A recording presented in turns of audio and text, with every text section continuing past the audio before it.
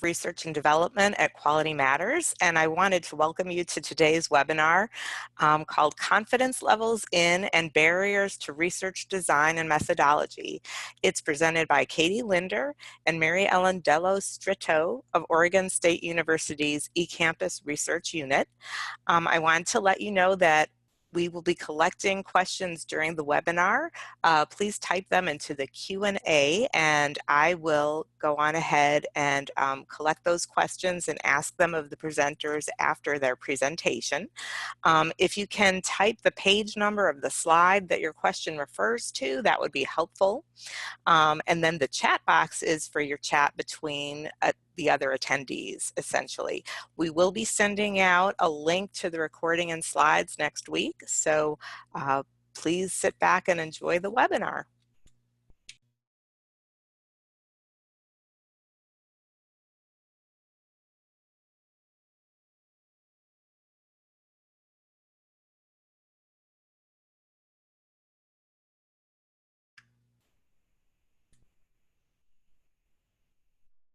Looks like you need to unmute, Katie.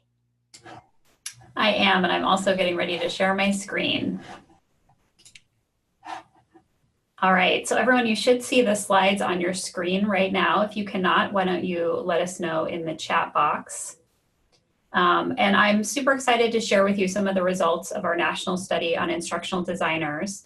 I will be presenting along with my colleague, Mary Ellen Dello Stritto. We both work in the Ecampus Research Unit here at Oregon State University.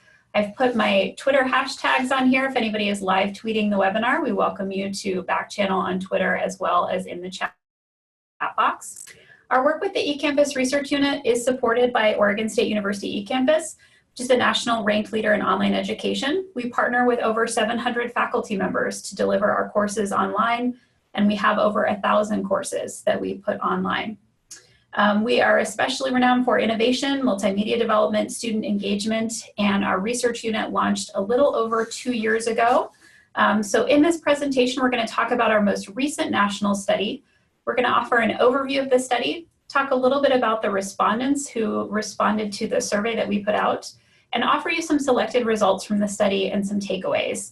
As Barbara mentioned at the end, we're going to have some time for Q&A.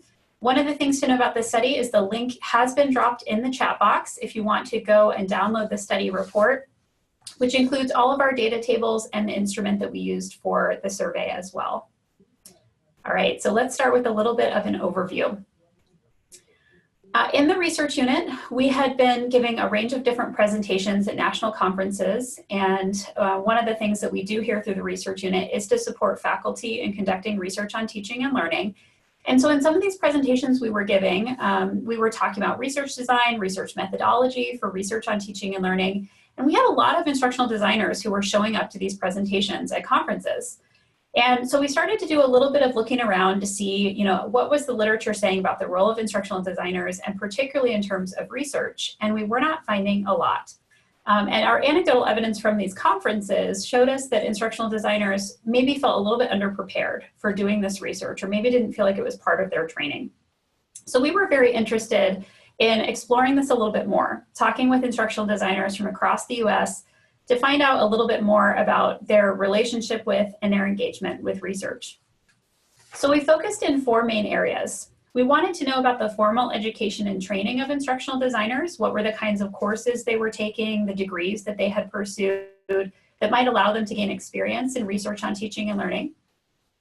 We also wanted to hear a little bit more about their research methods and design training needs. What were the things they wanted to learn more about and why? What were some of the purposes of this training for instructional designers? How would they be using this information in their day-to-day work? And also, we were very interested in the current research by instructional designers. What are some of the things that they're currently working on? Who are they working with? What are the kinds of questions they're asking, the kinds of methods they're using in that research? So we recruited for this study starting in late March 2017, and we had an online survey with about 60 questions.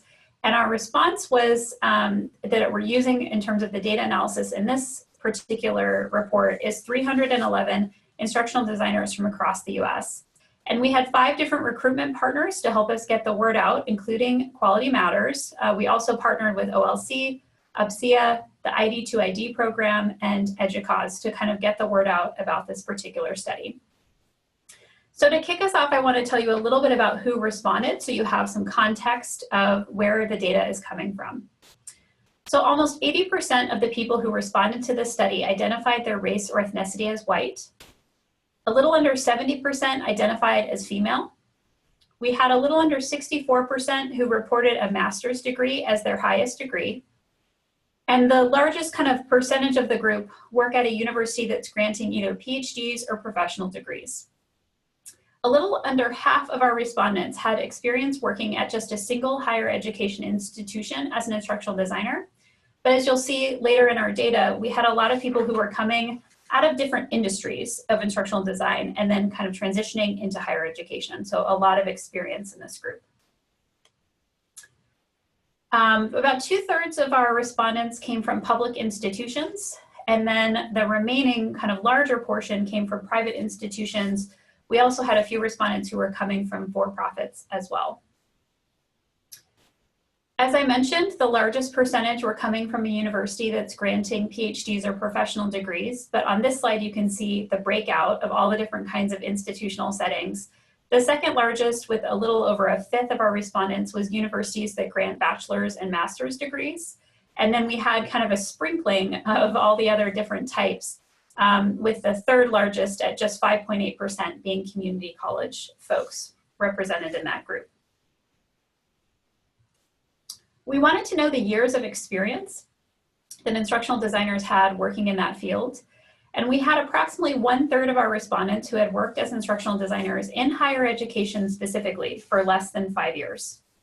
We also had almost the same amount, 28%, so another third of the group had worked for more than 10 years in higher education. So when you kind of do, it's a little bit of a bifurcated split. We did want to know about years of experience as an instructional designer working in any industry, because we wanted to know kind of what was the range of experience coming into higher education from education, but also maybe from other work experience. And you'll see on this slide that there are several people who worked outside of higher education as an instructional designer. And the largest number here, the largest pocket, is more than 15 years. As an instructional designer in any industry, combined higher education as well as others. The highest level of degree attainment within our group, the highest number had master's degrees, and that was kind of the last degree that they had. But we also had a little bit of over 1/4 of the group who had doctorates or professional degrees. So that's a relatively large number. We also had about 66%, or 2/3, who had at least one degree in instructional design or in a related field. Of our bachelor's degrees that the respondents had, there was a nice split between kind of arts and humanities and social and behavioral sciences. Those were the two largest areas that the degrees were coming from. And when we look at the graduate degrees, the disciplinary background is heavily weighted toward education, with 61% in our master's degrees having master's degrees in education, and almost 3/4 of the doctoral degrees occurring in education as well. So altogether, our 311 respondents combined earned a total of 767 degrees. So this is quite an educated group that we have been working with the data from. So we wanted to know, as part of their educational background, how many of them had courses or experiences in research design and methodology. So we started by asking about undergraduate education, and they were asked how many undergraduate level courses they took in research design or methodology. And over half of our respondents had not taken any of these courses at the undergraduate level. You'll see that the largest number after that, about 1/3 or so, had taken 1 to 2 courses at the undergraduate level in research design and methodology. We also wanted to know what kinds of research methods and designs were emphasized if they had instructional design training at the undergraduate or graduate level. So we had a total of 89 people say that this was not applicable to them. And so some people did not receive discipline-specific training. But for the most part, people who had received this training felt that it was in broad methodology. And this was about 25%, about 1/4 of people said that they had broad methods. And what we mean by broad methods is they said things like qualitative, quantitative, or educational research, those kinds of overarching descriptions. About 15%, a little more than 15%, had specific methods training. And what we mean by that is things like they were trained in interviews or focus groups or a specific kind of design or methodology, experimental design, and they received specific training on that. We had also a skills category, and this was people who said they had picked up specific skills in things like IRB or data analysis, data collection, those kinds of skills. And then we also had kind of an other catch-all category, and this was people who had taken maybe other skills that they had developed and they were applying it to research. So a good example of that is like user experience and user design training. People had that and they were starting to put that into their research design and methodology. We also wanted to know of our respondents who did take these methods courses in their instructional design training, did they have hands-on experience with research? And we wanted to know, specifically by hands-on, we meant things like a thesis or a dissertation or something where they were really getting into doing the research themselves. And we found that over 50% did have that hands-on experience. And we also had another 40% that did not have it. So large numbers of our population in this survey were not having that hands-on research experience. We also asked this question, however, with other graduate degrees. So of the respondents who had graduate degrees in disciplines other than instructional design, 171 had taken one or more courses in research design and methodology, and almost 85% had included hands-on experience with research design and methods. So this was another way that we kind of broke out the data, and all of this is done in a lot more detail in the report. So if you're interested in kind of how to slice and dice this between undergraduate, graduate, the different disciplines that were represented here in all the different kinds of training, I refer you to the report because there's a lot more detail there. We also wanted to know of the people responding to our study, how many years of experience did they have engaging in academic research? And we were interested in how many years both within their instructional design roles and also outside of their instructional design roles. We know that instructional designers come from so many different areas and experience backgrounds. Many of them have had faculty roles in the past. So we were interested in kind of the overall picture of their experience in academic research. And what we found here is that the majority had less than 1 year or 1 to 3 years. So we had a large portion of our group that was responding to this that were relatively inexperienced in terms of conducting academic research or engaging in different pieces of academic research. We also broke this out into very specific kinds of research design tasks. We wanted to know what was the level of experience that our respondents had with particular kinds of things when it came to conducting academic research. So what you will see here is the most experience that people had is with completing a literature review, writing a research question, or creating a survey instrument for research purposes. And in each of these three categories, over 80% of our respondents had experience doing those things. There were also, large numbers of respondents, over 70%, who had chosen an appropriate research study design or conducted an interview for research purposes. And then as you can see, kind of as the list goes down, we have less people responding. The smallest amount of respondents had experience with things that were a little bit more quantitative or a little bit more specialized. So you'll see here, validating a survey instrument, cleaning data, and choosing appropriate statistical tests are lower on the ranks here, and also using archival data for research purposes, which may be a little bit more specialized in this particular area. So within the last year, respondents for our study had done some research activities, the most common being reading and or summarizing literature, and also collecting data, which both had about 50% or more respondents doing those things. The next highest was analyzing data at 45%. And then as you kind of go down the list, the numbers go slightly lower. But for the most part, we had almost a third of our respondents who had been doing these research activities within the past year. You'll note here that only about 30%, a little less than 30%, had done none of these things in the past year. So we have over 70% of people who are doing this research activity work within the past year. When we asked how many were currently engaging in research, almost 50% of the sample was currently engaging in research. So we were very interested in what were the kinds of methods and designs that those people who were currently engaging in research are doing. So this is based on that smaller group of about 150 people who said that they were currently engaging in research. And the most common method was qualitative at almost 65%, followed by survey research at a little more than 61%. And then over 50% of respondents were using some kind of quantitative method as well. Interviews also ranked relatively high at 47%, and then mixed methods approaches at almost 46%. So these were the top 5 that were being used by people who were currently conducting research. Now, we were also kind of interested in how many people had this as part of their official job responsibility. What were they expected to do in terms of conducting research on teaching and learning? So remember that we have 150 or so who are currently doing this work, a little less than half, and their job descriptions, only a little less than a quarter, have this officially in their job description, that they should be conducting research on teaching and learning. And then we asked, is it part of how you're evaluated in your work as an instructional designer? And we had only a little more than a fifth say that it was evaluated.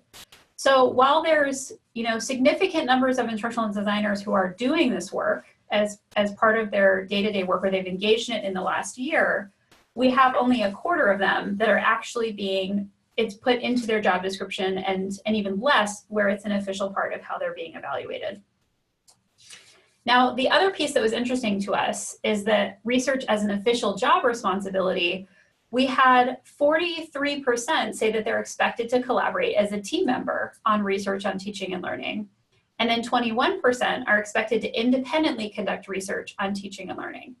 So even though it's not necessarily part of their job description, 43% feel like they're expected to do this work. So there's been a little bit of an interesting kind of discrepancy between what we saw kind of officially written down for instructional designers and what they're supposed to be doing, and what they're actually doing in their day-to-day work. So I'm going to now transition over to my colleague, Mary Ellen, who is going to share some of the additional data from the study. Hello, everyone. I'm going to continue to talk about stakeholders. So we're going to start here with perceived stakeholder value placed on research by instructional designers. So respondents were asked how much value these various stakeholder groups placed on research and teaching and learning conducted by instructional designers. And you'll see this is a rather complicated table here. But what I want you to notice is where we see kind of the highest percentages. And so if you look particularly over in the column of stakeholders in which low value was assigned, you see that corporate partners and vendors were pretty low at 57.9%. But also institutional leadership at 54.7% were ranked rather low in terms of the value they place on research for instructional designers. And then I'll just highlight a couple of other numbers as we go to the right of this table, and you'll see higher percentages in this moderate area in the middle of the table, with about 52% saying peers outside of the institution place value on research happening by instructional designers. And then also highlight over on the right column in high value, there's one percentage that stands out there at 40%. And so 40% said that the broader academic community assigned high value to research by instructional designers. So let me go forward now to give you a little bit more about this idea of credibility and value. So we also asked whether perceptions that stakeholders assign credibility based on engagement and research. And again, you're going to see some of this similar focus here on people outside the university, for example, the broader academic community. So respondents were asked whether these different stakeholder groups perceived instructional designers to be more credible when they were conducting research on teaching and learning. And you see that top 3 bars here in red at 80% and almost 80% were the broader academic community and faculty and subject matter experts, as well as peers outside of the institution at about 74%. And as you see, the numbers dwindle a bit, but there's still, in almost all of these categories, a majority, so 60% or higher, up to 80%, saying that stakeholders would assign credibility based on engagement in research. And of course, that bottom bar showing that lower rate of corporate partners and vendors. So participants were also asked to describe how they thought knowledge and research methods and research design enhanced the work of an instructional designer. And several of them, many of them actually talked about this idea of credibility that we're already talking about here. And here's a nice representative quote saying, "I think an instructional designer is often viewed as more of an authority and more credible if she or he has knowledge of research methods and research design. It also shows that instructional designer allows, that instructional designer to draw from the research when working with faculty and others." And a couple other quotes on this issue of research enhancing credibility. Research is an integral part of the enterprise of the institution. Instructional designer engagement in research furthers the field and adds to their credibility. And then finally, understanding how to measure outcomes of the learning we design is hugely beneficial in creating more effective learning and iterating on those designs. It also helps immensely with credibility when working with faculty and explaining decisions to students. So I think those are some nice representative quotes that really get at this issue of credibility and how the respondents to our survey kind of described that issue of credibility. So we've already talked about skills and research skills, and Katie went through some of those results. We also looked at this question of why instructional designers think they should further develop those research skills. And again, you're going to see a lot of kind of high percentages here. We gave the participants these options. There was high rates of agreement that they should further develop their research skills for professional development, which is the top part of this table here at 88%. In order to understand student needs, again, at almost 87% said, yeah, they should be further developing their skills in order to understand what's going on with students. Also, understanding instructor-faculty needs was rated as very important at 86%, and opportunities for faculty collaboration at almost 86%. And then also furthering the discipline or innovation within the discipline at 84%.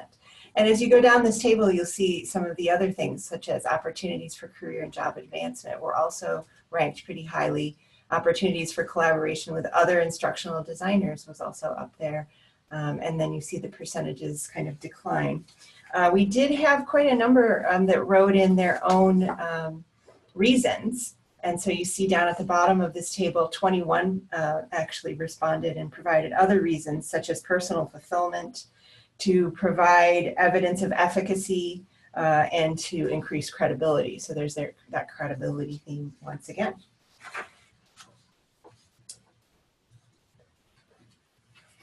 So Katie went through some of the experience. We also wanted to look at the level of interest that instructional designers had in engaging in research design tasks.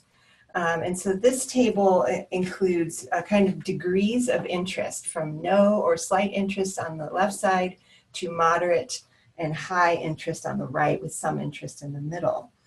And you'll note from looking at this that the majority of the respondents rated all of these research tasks that we gave them on the left as having moderate or high interest for them. So you see the percentages ranging from 54% all the way up to almost 76%.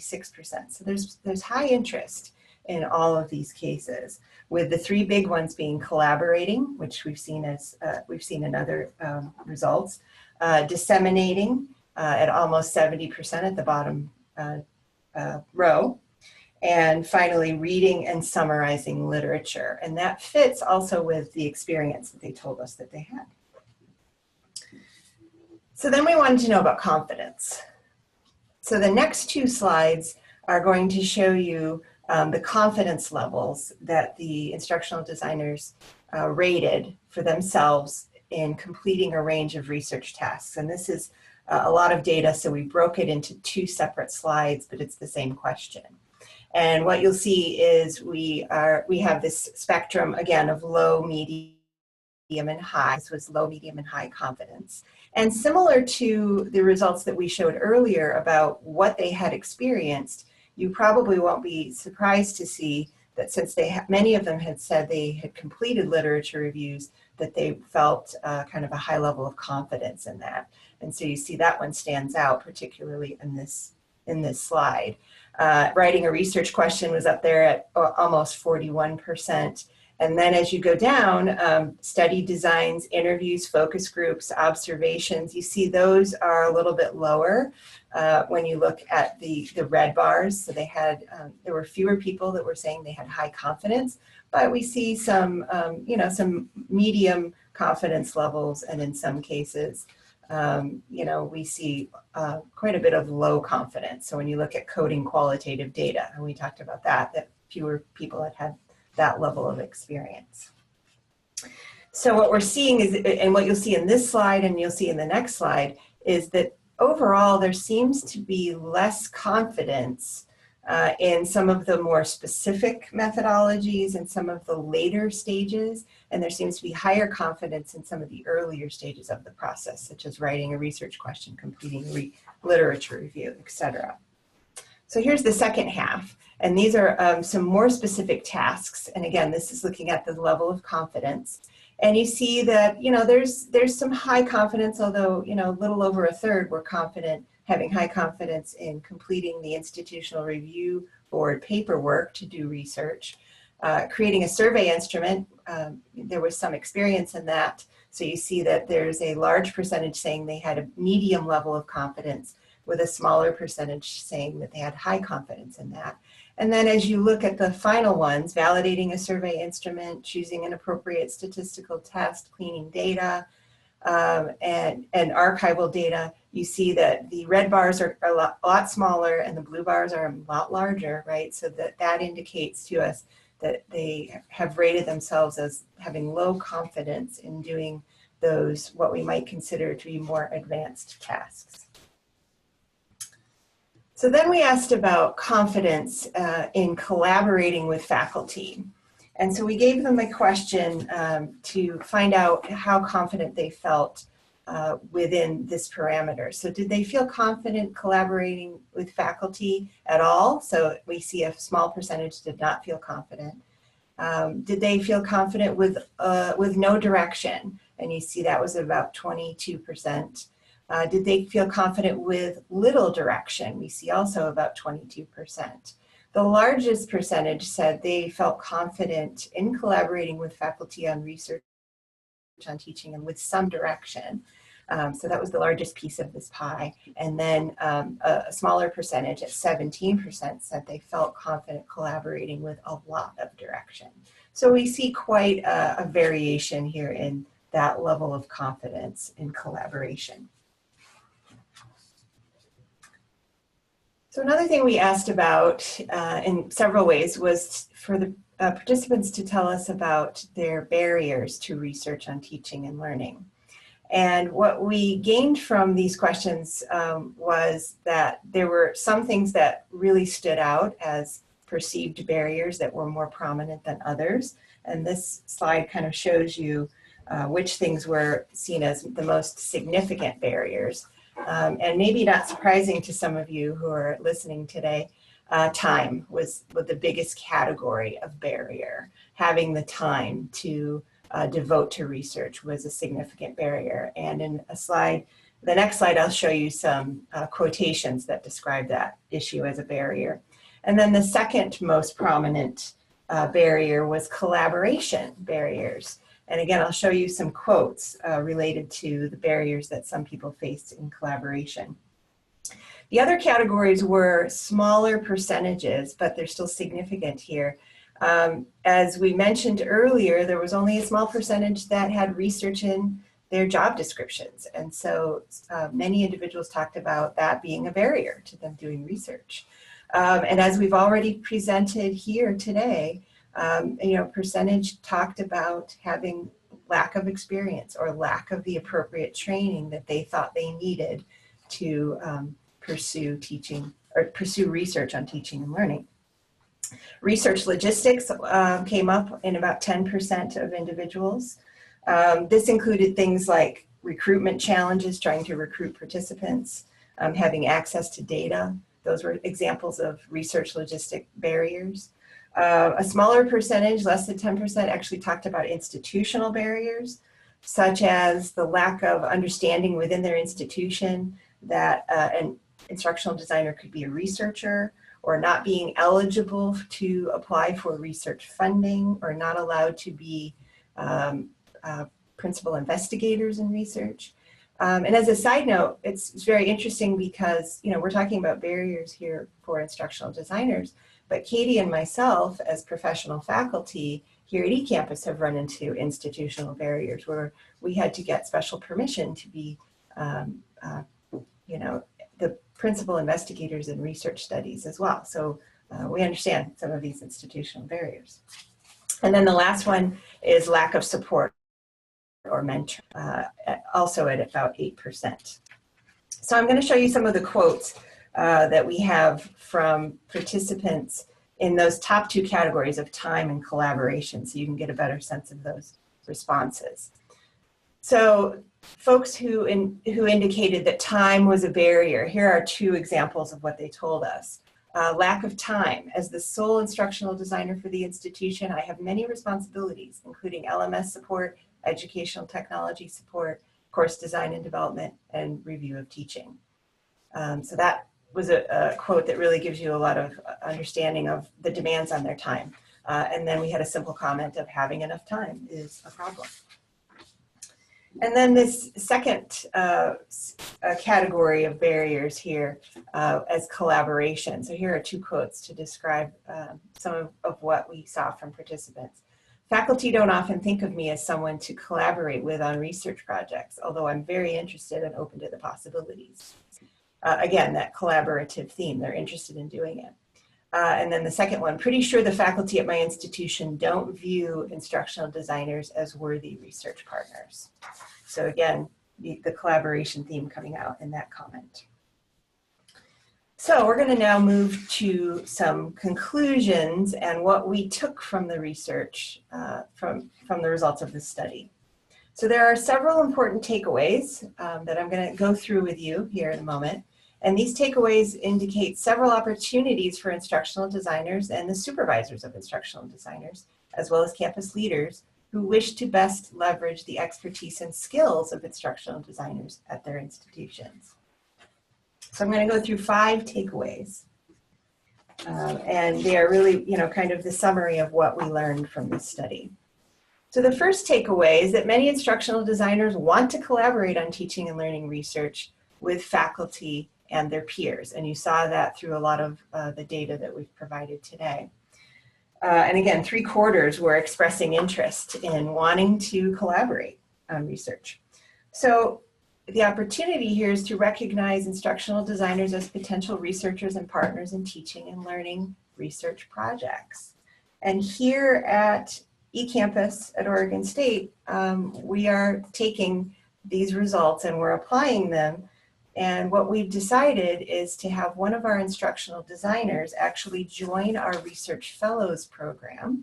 And we're about to launch a new cohort of that program here in January. And we've invited one of our instructional designers to work alongside a faculty member who's doing research within that Fellows program. So that's one way that we're kind of acting on these results.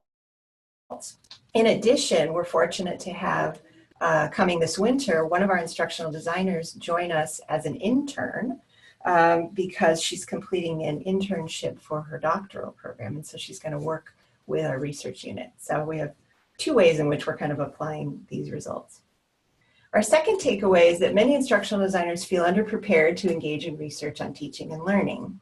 As we talked about already, more than half did not take any research methods courses as undergraduates. So our opportunity here is to provide professional development opportunities for instructional designers to learn more about research designs and methods related to researching, teaching, and learning. So one of the things we have started this fall is we are providing some professional development to our colleagues, including our instructional designers, on data visualization. And several of our instructional designers have participated in that series of kind of workshops. And so that's been a great opportunity for them. Our third takeaway is that although research on teaching and learning is not included in the job descriptions of the majority of instructional designers, a large number are engaging in research collaborations. And remember, we had just slightly less than half who had said, yes, they were collaborating on research. So at Ecampus, we'll talk about our collaborations as well. So the opportunity here is, when appropriate, to formally recognize the research engagement of instructional designers by including this work in their job description and in their evaluation criteria. As I previously mentioned, we are going to have one of our instructional designers as an intern, and it's great that her supervisor has basically given the permission for her to do that during work hours. And that's really important considering all the barriers that we've talked about. All right, so I'm going to go to the fourth takeaway. Instructional designers face a range of obstacles when attempting to engage in research on teaching and learning. So the opportunity here is to review institutional policies for conducting research on teaching and learning research to ensure that instructional designers are unnecessarily excluded from this work. And the two ways that I've just talked about with our fellows program and with our intern, I think, reflect that as well. Our fifth takeaway is that the majority of instructional designers in this study think that knowledge of research design and methods enhances their work, and that they will be perceived as more credible if they're conducting research on teaching and learning. So our opportunity in this case is to embrace the identity of instructional designers as researchers by creating space to read scholarly literature, to engage in research projects, and collaborate with partners on research designs, analyses, and dissemination. So those are our takeaways. I'm going to turn the platform back over to Katie, who's going to kind of wrap up for us, and we'll take questions in a bit. All right, so as we're getting ready to open up for Q&A, I just want to remind everyone that you can see the full results from this study in our research report that is posted to our website, and that link is in the chat box. And we encourage you to go and look and see. This is just a small portion of the results that we've been able to do today. And we'll go ahead and officially open it up for Q&A. We would love to hear what questions you have for us. Okay, I've got a bunch of questions here, and then I'll also post the link to the study again once I get finished asking the questions I've kind of collected. Great. All right, so from the beginning of your presentation, somebody asked, how do the respondent characteristics compare to the overall ID population? This is a really good question. And we actually had this question in a different context where someone said, well, how many IDs are there? And that's a really difficult question to answer. I think that we're not really sure what kind of, first of all, constitutes instructional designers. We use some different kind of terminology, and so it can be a little bit difficult to do like a census to find out about this group. We did clarify our terminology in the survey that we put out, just to be very clear about what we meant by an instructional designer in terms of eligibility for who was in the study. The closest study that I have seen that gets at the overall characteristics is one by Intentional Futures, which I think is actually cited in our report. It's one of the references. And if it's not, please feel free to reach out to us and I can send you the link to that study. But I guess I'm not sure I have an answer to that question is probably the most simple way to put it, because we're not really sure about kind of a holistic picture of instructional designers. And I think that ours is, our study respondents are definitely a sample of the larger picture. So I'm not sure that it's reflective of the group, because I'm not sure we know what the group looks like. I think that's still a question that we're all trying to figure out a little bit. Okay, and then from slide 9, why underrepresentation of IDs from community colleges? Good question. It's probably related to our recruitment. We did the recruitment through our 5 different partners. We also did social media recruitment and recruitment via personalized outreach on LinkedIn and some other things like that. And there was definitely word of mouth as people were sharing, you know, instructional ID to instructional designer to instructional designer. We did have over 500 people complete the survey, but we didn't always have complete data for people who completed the survey. So it's also possible that we had certain groups of instructional designers who just didn't complete it, and we didn't have enough data to include their responses. We were very interested, especially in the demographic responses, so that we could really do that subgroup analysis.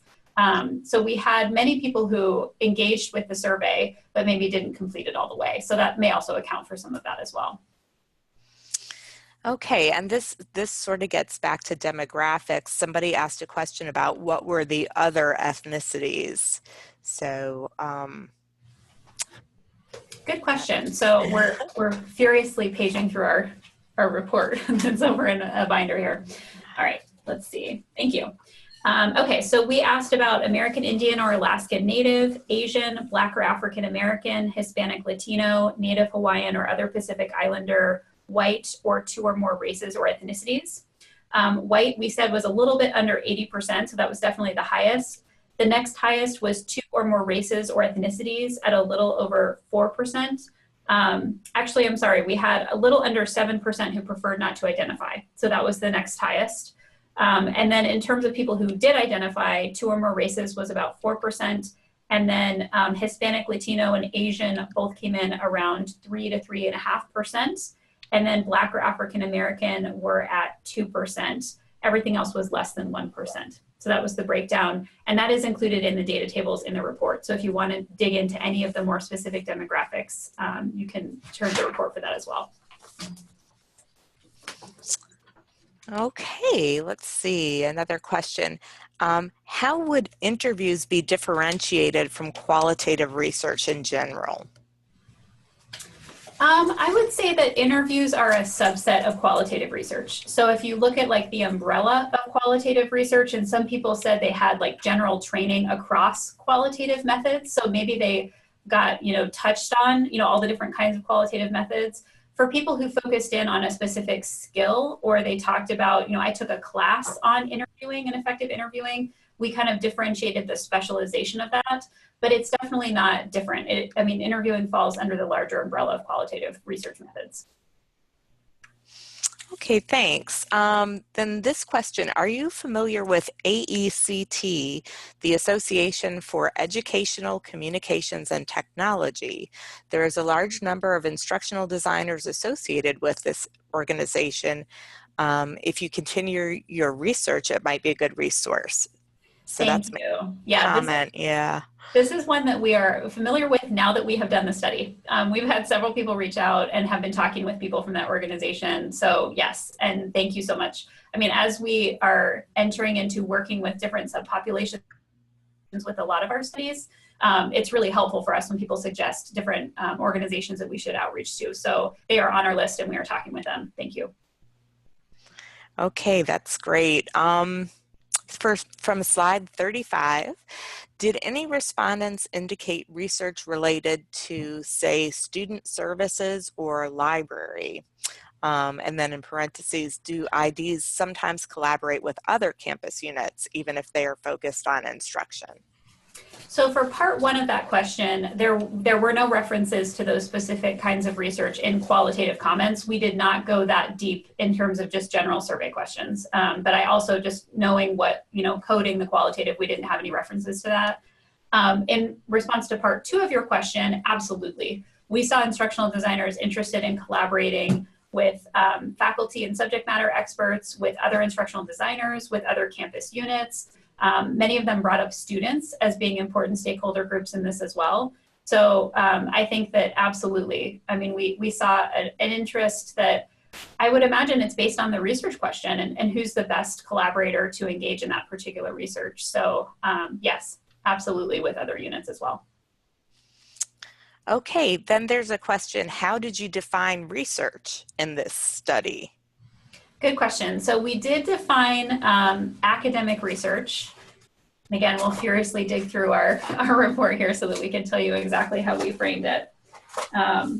Oh, here we go. So there's actually a definitions page in the first part of the report in the very beginning.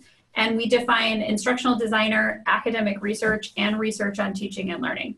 So academic research was defined as engaging with one or more of the following: designing and planning a research study, reading and or summarizing literature, collecting data, analyzing data, writing up results, and or disseminating results with the intention of creating generalizable knowledge that advances a field.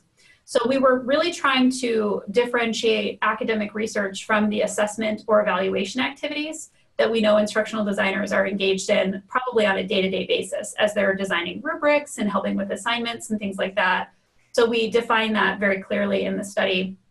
And then the research on teaching and learning was defined as an investigation of higher education classroom practice, including online environments, using a systematic methodology resulting in a scholarly product to be publicly disseminated. So we drew that from some of the broader definitions of things like scholarship of teaching and learning. Okay, great. Somebody asked if participants in the research study could choose more than one of the types of research, i.e. quantitative and qualitative, or could they just choose one of the options?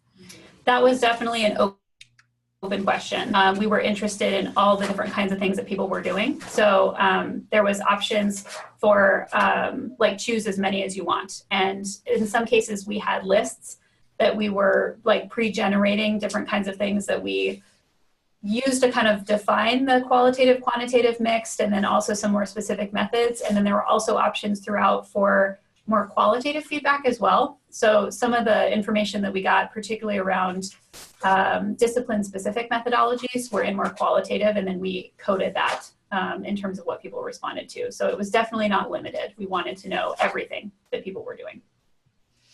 Okay, thanks. Then we have, this is kind of a big question. How can IDs newer to conducting research collaborate with more experienced researchers? This is a really good question. And we've actually gotten several questions in the different webinars and presentations we've been doing about just how to get started.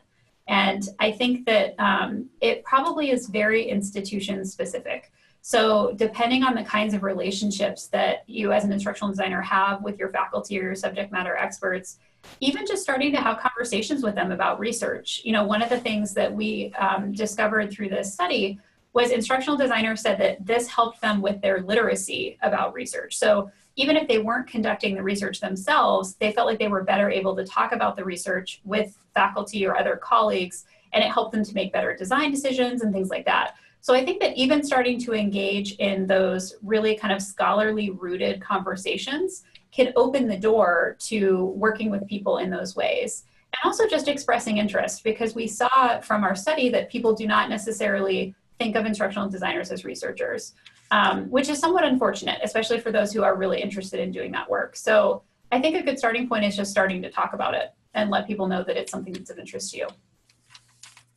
Okay.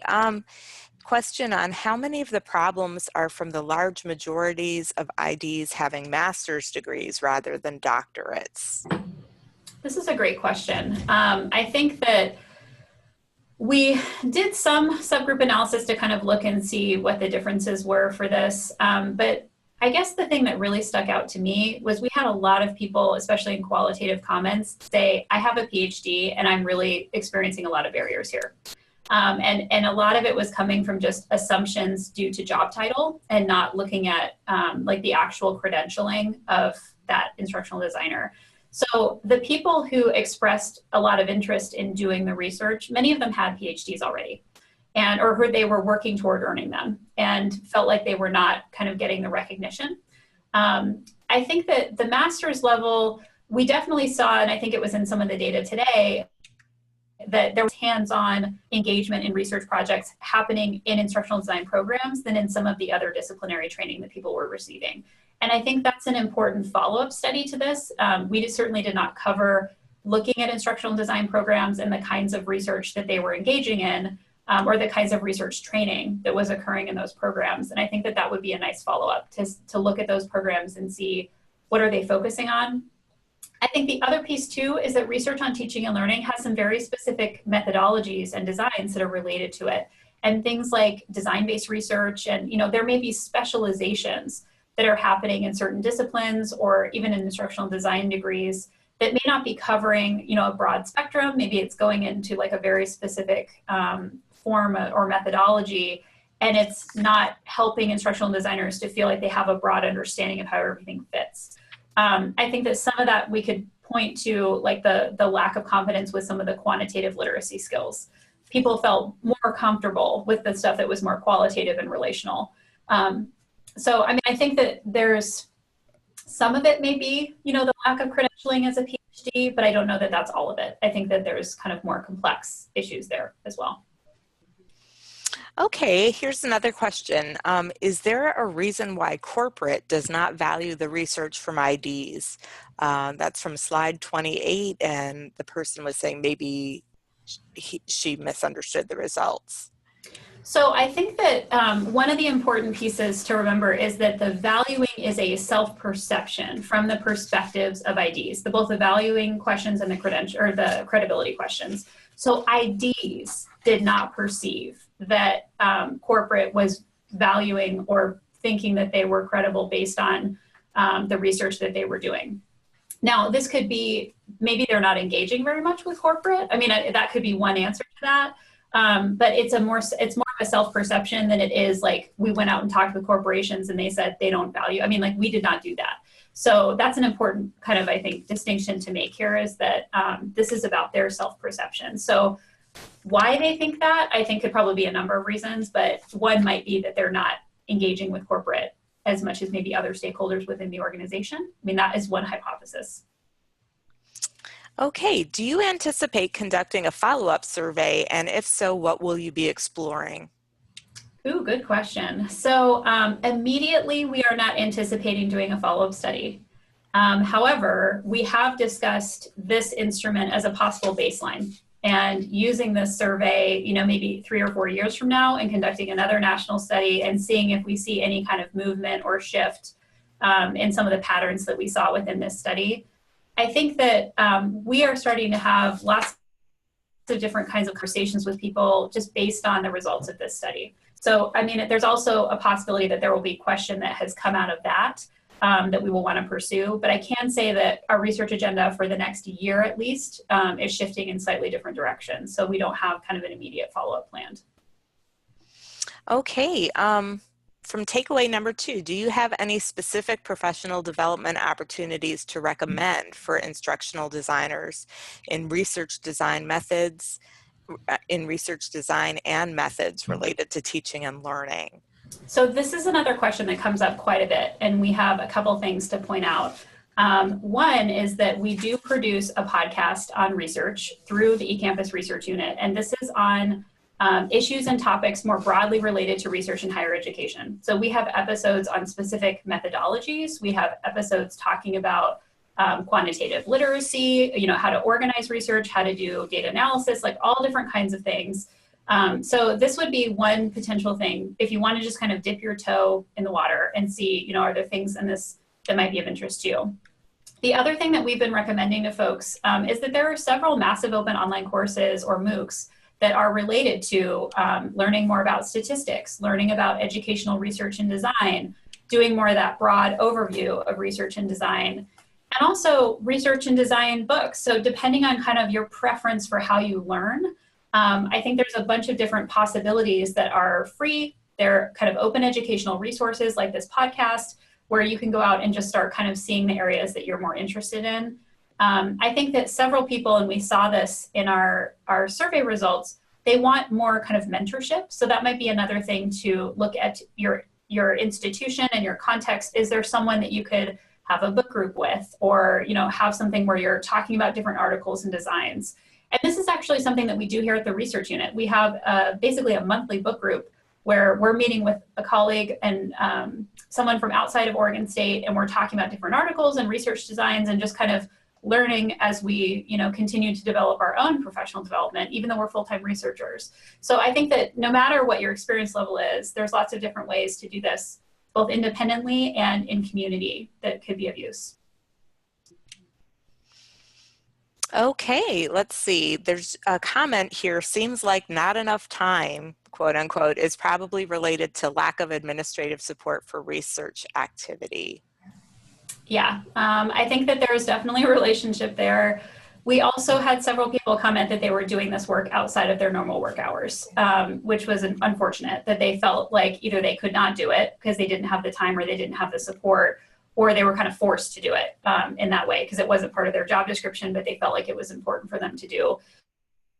So, those are the kinds of things that we're hoping to shed a little bit of light on through this study so that people know. And I mean, I think the other important thing to note here is that not all instructional designers want to do research. And that was clear. I mean, we had a portion of people who responded to the study that said, I'm not really interested in that. And that's okay. We're not saying all instructional designers should be engaged in this way, but there is a large portion that does want to be doing this, and that already is, and they're doing it without being acknowledged or recognized. So it's more about kind of raising that as an issue so that we can have some more conversations about it. Okay, question asking if you said that Oregon State will have workshops and if those are open to those outside of the institution. So we currently do internal professional development for Ecampus and kind of our larger extended campus community here. And we also run workshops for our faculty. So those are all kind of internal. But when we go around to different conferences, that would be an opportunity to kind of engage with some of the stuff that we're doing here at Ecampus. And it is not uncommon for us to be at the OLC conferences, WCET, ELI, kind of the larger conferences doing workshops on research design, methodology, and also talking about our studies. And if you have questions about that, it may be that your institution runs those kind of workshops. So I would definitely look at that as well. You may have a research office or a grants office or something that is running that you would have locally available to you. And I will say that in 2018, starting in February, Quality Matters is going to have an ABCs of doing research workshop that people can take. And the email where we send the link for this recording and for the report and the slides is also going to have information about that if folks are interested. Okay, let's see. Just a comment here. Instructional designers fit nicely into the field of evaluation, such as in the sort of work one would come to know by way of the American Evaluation Association. Absolutely. That's another great resource.